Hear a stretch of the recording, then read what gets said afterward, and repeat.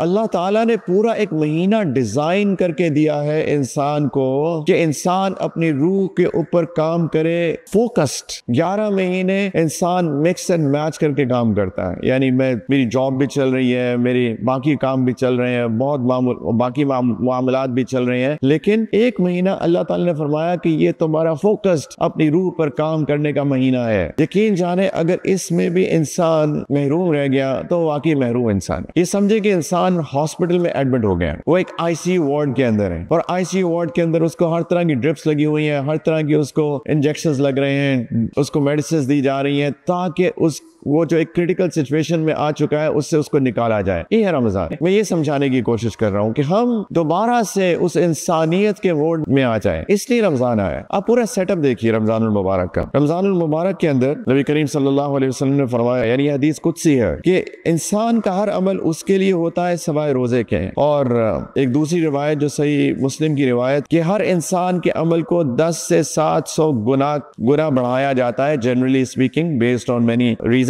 10 गुना कम अज कम 700 गुना तक। लेकिन अल्लाह ताला फरमाते हैं कि रोजे का मामला दूसरी नेकियों से मुख्तलिफ है कि रोजा मेरे लिए है और मैं ही इसकी जजा दूंगा। रोजा एक ढाल है। अल्लाह के रसूल सल्लल्लाहु अलैहि वसल्लम फरमाया, जब तुम में से किसी का रोजा हो तो बेहयाई की बातें ना करें, ना शोर मचाए, और अगर उसे कोई बुरे अल्फाज से पुकारे, गाली दे तो और उससे लड़ाई झगड़ा करे तो उसे कह दे कि मैं रोजे से हूँ। उसकी कसम के जिसके कब्जे में मोहम्मद की जान है सल्लल्लाहु अलैहि वसल्लम, फरमाया कि रोजेदार के मुंह की बदबू अल्लाह को मुश्क की खुशबू से ज्यादा पसंद है। और फिर फरमाया कि रोजेदार को 2 खुशियां मिलती हैं जिससे वो खुश होता है। जब वो रोजा इफ्तार करता है तो अपने रोजा खोलने से खुश होता है, और जब वो अपने रब से मुलाकात करेगा तो अल्लाह तो खुश होगा। अल्लाह ताला ने रोजे का पूरा महीना जो है रमजान का महीना, ये हमारे लिए एक ट्रीटमेंट का महीना बताया है कि जो हमारे अंदर, हमारे दिल के अंदर जो खराबियां आ चुकी हैं उसे हम ट्रीट करें, उसको हम कल्बे सलीम बनाएं।